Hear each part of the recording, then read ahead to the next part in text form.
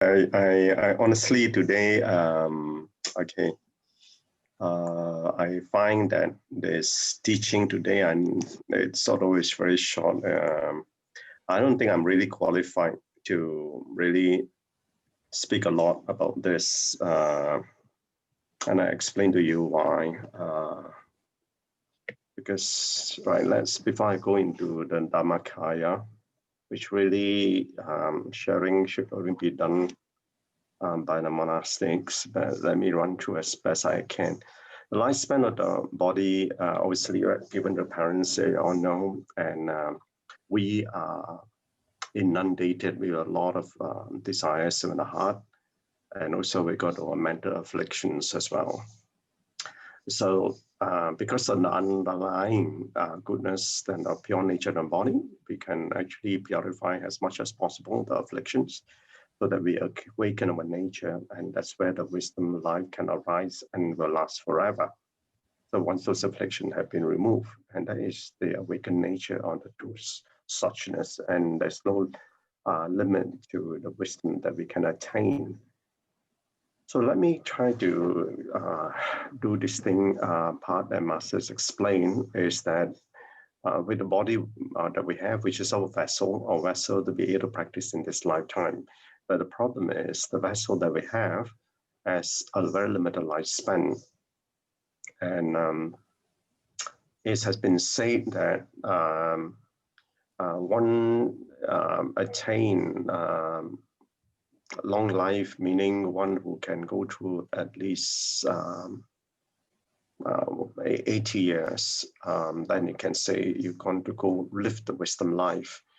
Why 80 years? Because the Buddha lived for 80 years. Number two is that that's when you can go through the 7 chakras of learning. Okay. So that's also a subject of another discussion. So we recognize how rare it is to be born a human. It's rare to encounter the Buddha Dharma. And that's where we need to learn to overcome many difficulties, and that we learn it through the Dharma. See, but obviously when causes and conditions arise, as explained in the previous recording by the Master's teaching, so we need to realize that even though all karmic seeds has been accumulated in the past, when the condition arises, we got to seize the opportunity to learn. And this is where it relates to the later part about the Dhammakaya, which is the 4th and the 5th, okay? Because we need to really discern what does this condition when it arises mean, and to be a little bit liberated from those conditions. So as we continue to purify our minds, we'll gradually allow our wisdom life to last forever. And that obviously, once it's being cleaned off, and the sister Irene say being washed off, and that's where when you purify, and that's our wisdom life can remain, just like the Buddha did. So we need to do it as little as possible. And obviously, because we have many lifetimes ahead of us to cleanse and to purify both and our body and our mind. Obviously, when you take the life and the body, obviously, and in the previous teaching, you remember the masters say that the contemplation and the body is impure. So that is the part that we need to understand that, and we need to cleanse our body in this lifetime because we have the body. So we in this life haven't taken a human form. We got to do that. And secondly is that we are householders, we are not monastics. So there are also other things that this life that we live in this world that we need to be able to practice to purify. And that's part we need to practice in earnest. And that's where to live the wisdom life and grow as little as we can, and little as we can will should get us very far. Why is a little bit can grow very far? Same thing as I explained past, because one little affliction that you have can propel you to infinite lifetimes of rebirth in the samsaric realm. And the reason why, because of the ripple effect, that we never know how far the ripples can go. So this is the part of the Dhammakaya, because seriously, when I look at this, I feel that I'm inadequate really to speak much about this, because the three kayas of the Dhammakaya, Sambhoga Kaya, and then the Mana Kaya, these are very, very high level teachings, because the Dhammakaya, the three body, the Dhammakaya refers to the body of the truth, or very much the Buddha's mind. That's the reason why I felt I hesitated very much to speak very much about it, because it's very, I'm going to be very careful of what I say, of course, because I'm not enlightened. Secondly, obviously, in the other body, which is Sambhogakaya, is about the body of enjoyment, which is the body of bliss, if you like, and the divine bliss. And then the third body being the Namanakaya, which is the body emanation, which is really the body that Buddha taught during his lifetime, so that we can see. So in these three bodies, you only the Namanakaya that we can see. The Sambhogakaya we cannot see. And for Dhammakaya is on a higher level, which is the body of the truth. Okay.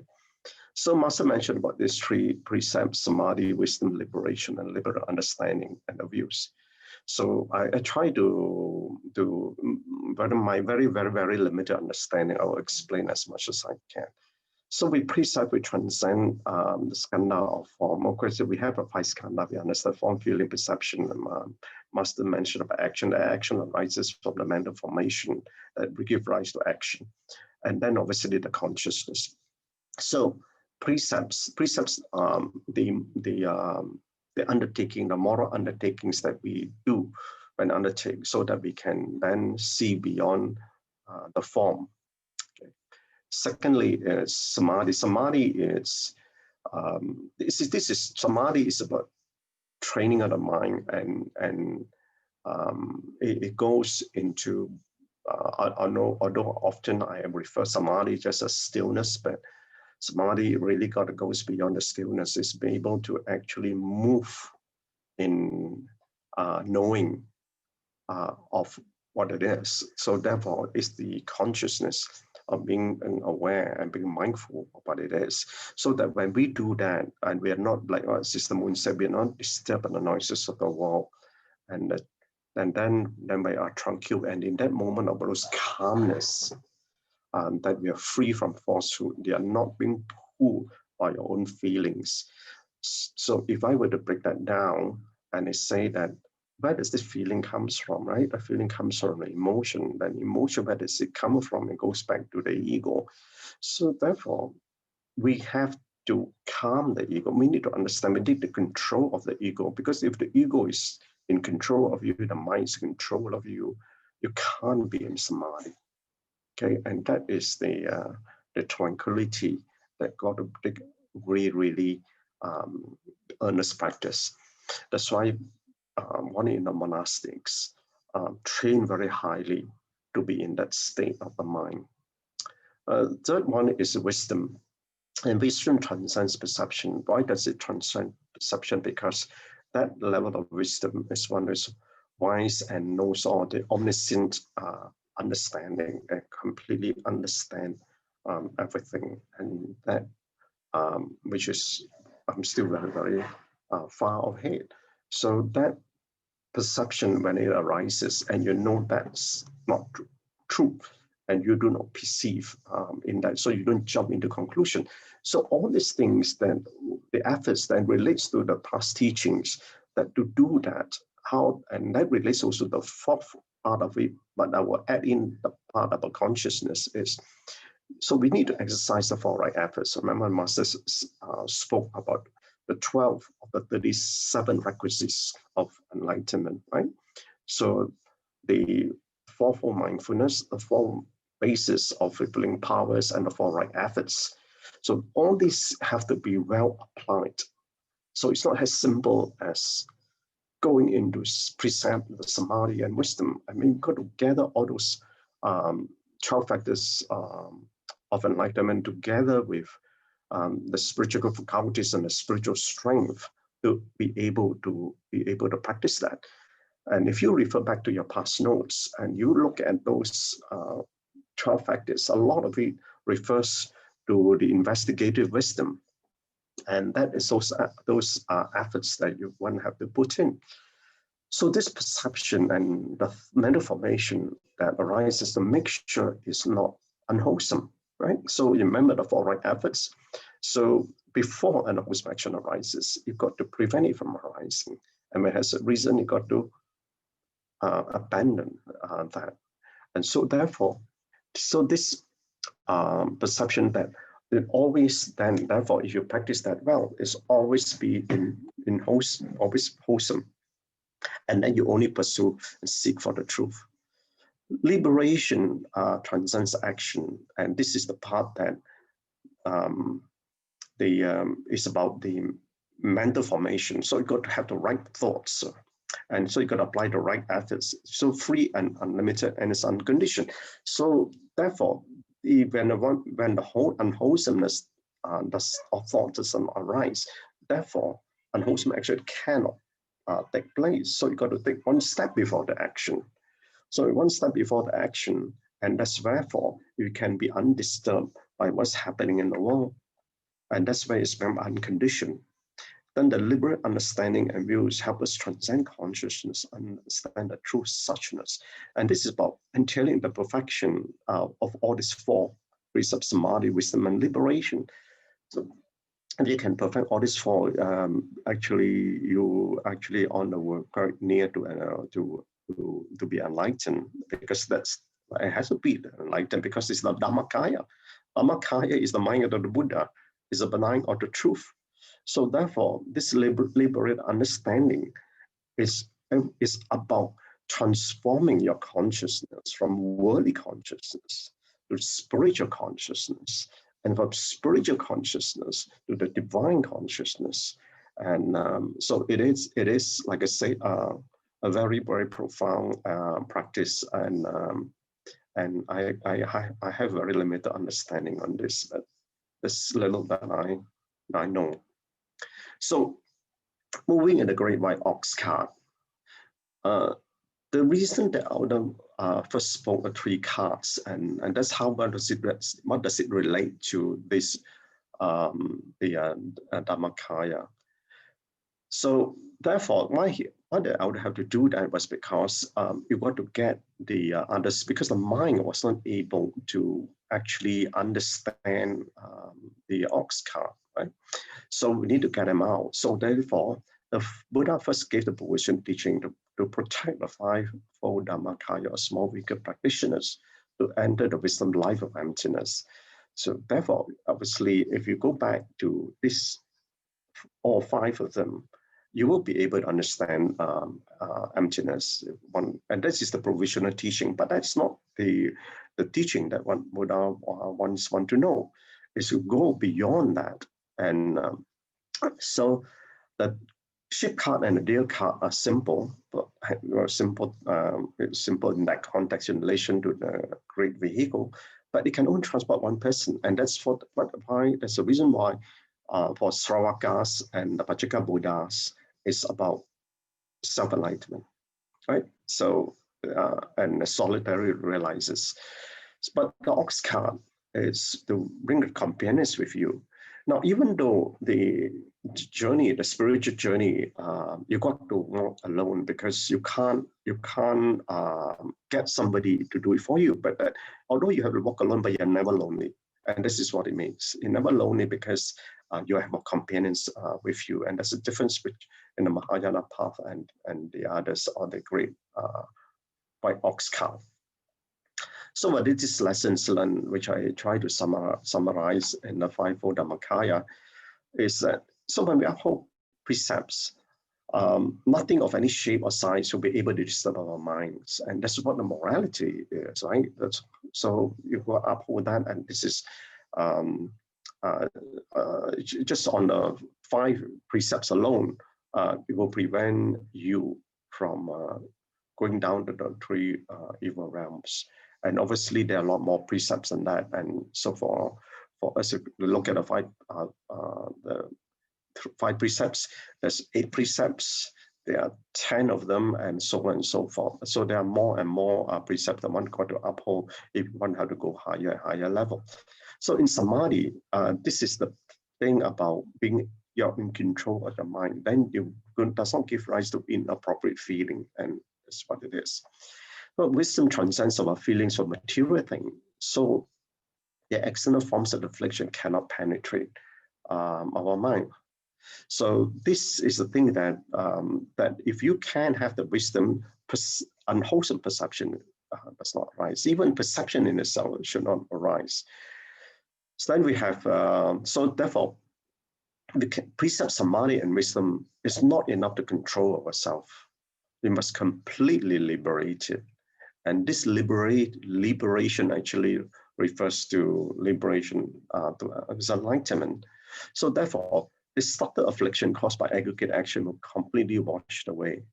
And that's the reason why I say that this is a very, very high level of teaching in here.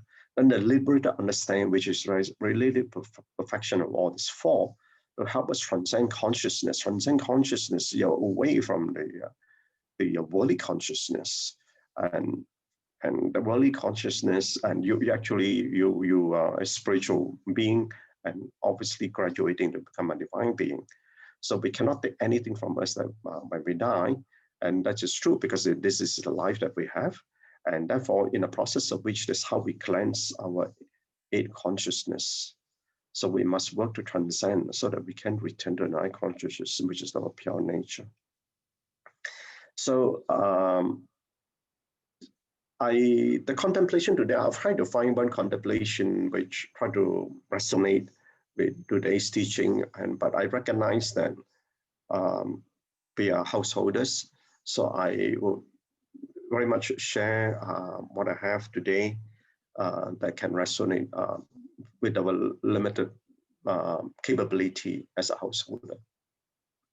Reality is a phenomena in the mind consciousness that is viewed through the windows of the 5 senses. I wish to see reality. Reality is what our 5 conscious can perceive, but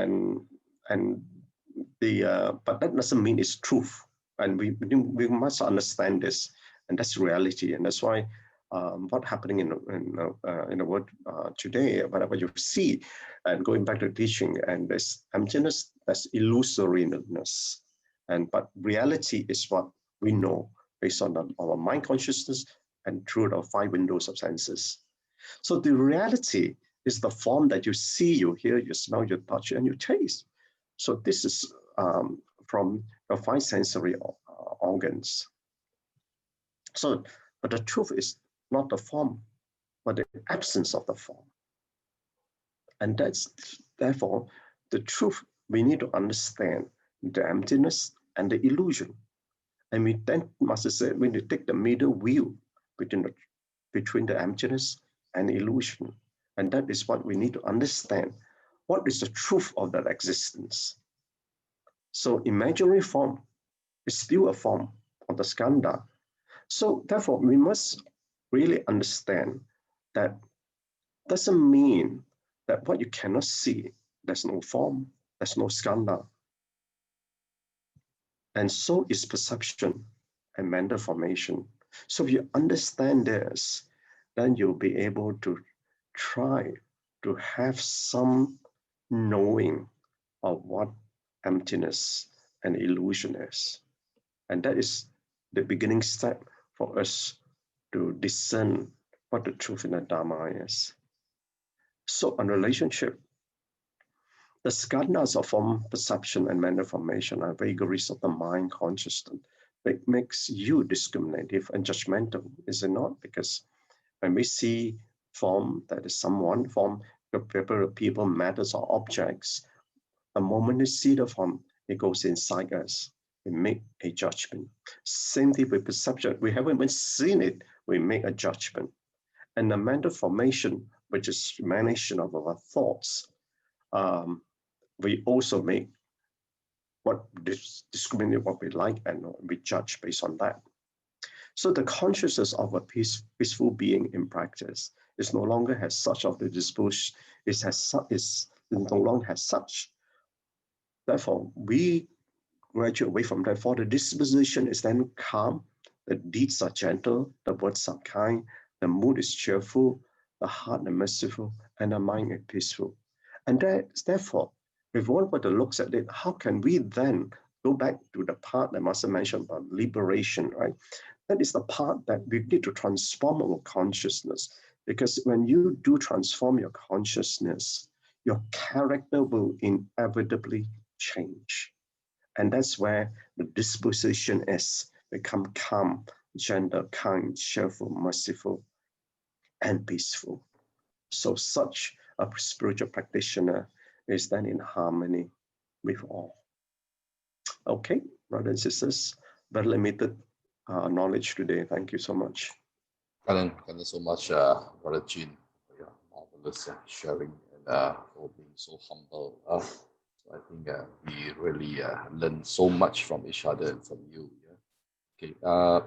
Can we have now Sister Tzu Chi to share a few words to summarize today our Sinfastan sharing? Good morning, Brother Robert. Morning. Good morning, and good morning. Very wonderful. Yeah, please on your video. We can take a group photo as well. Yeah, I think there's a request for Sister Stephanie to share. Sister Stephanie, Stephanie, yeah, she's very good. She just supple and brush aside. Now coming back to you. Sister Stephanie. I think thank you, Sister Tzu Chi. I think as I listen to Brother Chin, because I missed the session because I for some reason I switched off my alarm clock and I went back to sleep. Okay, no problem. Yeah, so terrible, but I wouldn't want to miss your sharings because I think it's very important. But anyway, as I was listening, I because something happened to me as I was listening, and I think it really like a practical experience, practical session going through my mind as I was doing this morning, listening to you this morning. But Brother Chin, I'd like to ask is that does the law of cause and effect then is the underlying, if we can go back to the law of cause and effect, right? The cause and conditions, law of cause and condition, that is underlying principles of everything, then we can actually, all these are like the fruitions, like the Dhammakayas and all that. So the interception place, or like what Sister Irene used this word, I thought is really wonderful. The interception point would then to be pull ourselves back to the law of cause and conditions. Brother Chin, where are you? Yeah, Brother Chin, question. You see, the law of cause and condition. It goes back to the state of mind or the consciousness, if you like, even the point of interception that arises on us, and that's when the entanglement with the skandhas arises. Okay, so therefore, even if you discern the Dharma and you try to apply the Dharma in our daily life, and when that emotion arises, we may not be able to really apply it very well. And that's the point I was trying to make in this morning's sharing, because unless the consciousness is very well transformed, it's not easy for one to practice. Okay, so that's the reason why Master said earlier that all this affliction, it can be very little, and it's very subtle. But it's that subtleness of that consciousness that one got to be able to be able. And that's the reason why, you remember one of the some weeks ago I shared, you've gone to the level that is precision practice. Yeah, precisely. You remember I said that? Yeah. Okay, go on. So it's that's the reason why I say it's a very, very profound teaching today. And that level of consciousness had grown to the level of precision that whatever that move doesn't disturb your mind, and to be in tranquility. I mean, how many of us can do that as a householder? So it is a very, very profound and very, very deep practice. That yet, are there householders who can do that? The answer to the question is yes, it can be done. All right. So householders have been enlightened. So therefore, if we have that consciousness, that's one, the only thing we can't do is to have that consciousness of awareness and mindfulness all the time, as much as we can. We practice through all the time. And that is the reason why for us to be amongst the family of spiritual practitioners, we need to remind one another. Yeah. I hope I was able to answer your question. Yeah, but we have extra tuition after this. Extra tuition. Extra tuition after this. I need extra tuition. Okay, anyway, back to you, Sister Xiao Jing. Thank you so much. Oh, 真的是 I really like the word precision practice. 真的是感恩 recently life wisdom I heard Master said yes, link back to this. Master said sometimes even for Master is very humble. She said even for herself, she also still repent. Also shocked to hear why Master need to repent. She said even if people cannot see the facial in her, that seeing something, she feels suddenly there's this feeling of unhappiness over seeing something, even though if people didn't sense any movement in Master's facial, but Master said she repented for having this thinking arising in the mind. So this is like the precision practice. Even 想都不能想. Last time I used to think, never mind, I didn't do the bad things, I think only, no one will know. But with this understanding in spiritual cultivation from Masters, we know that even think also cannot. This is the level we are going till, the level, not only the actions, even the mind. So very grateful. Actually, like Brother Chin said, yeah, can the householder do it? I'm not sure. I think it's very difficult, but I'm also training myself. I also I think my house is quite, especially the weekend, Saturday, normally quite festive because my mom is just recently my relatives coming. That there was this point of time, I remember in the morning I was busy or something, and suddenly everyone rushed to my area, and or just I think that point of time I didn't utter any word of displeasure, but later I have this thought, then I remember Master's wisdom and Dawn must repent over this thought. See, if we every day connect ourselves closer to Master, I think it's easier for us because the awareness is very, not only when we see people we dislike, we have this, of course that dislike, we also have to repent, be mindful of all these thoughts, even while we enjoy ourselves, even having these not so good thoughts, we also have to 真的是很忏悔. Sister Moon, talking about the leave during this CMCO, extended MCO. I also very Gan En because in Tzu Chi we have this chance, like Sister Effie said, we can still do. There are lots of homework. We are not only because of the Cheng Dan we are given, we are very grateful, but also very grateful because this time is a time for me. I also buy this Lotus Sutra, time to read this 28 chapters. I'm hoping that I could do this revision. 真的是感恩. Talking about this, I also recently this experience of my handphone, the storage, because I bought the cheaper version, always have this issue with the storage. It's like the heart, if it's not broad enough, like the storage is not broad enough, it cannot accommodate a lot of good things. So yes, a teaching for me. Okay, maybe each of us be able to transcend, like Brother Chin said, from the worldly consciousness to the spiritual, and may each of us be able to go to the divine consciousness on the Bodhisattva path, together hand in hand, doing this with Master. Back to you, Brother Robert. Yeah, Gan En so much. Brother Robert, yes. Can I just share one slide? Please. This is in response to Sister Stephanie about subtlety. There's so much ahead of you that you must progress in, as much as the vastness of the unimaginable space, but yet the subtlety of the Dharma can be contained in the gem of wisdom, just like a dew can reflect the vastness of space. So they can contemplate on that. Because it reminded me of a contemplation that I had, and what's what I received. Okay. So much. Sadhu. That is one short paragraph to respond to your question. 想都不能想啊！今天我们的慈小金讲，想都不能想啊，想了快点回来呀。Okay, 感恩。Yeah, 感恩。Precision practice. Precision practice. Remind me of the Swiss watches. Swiss watch. Always, yeah.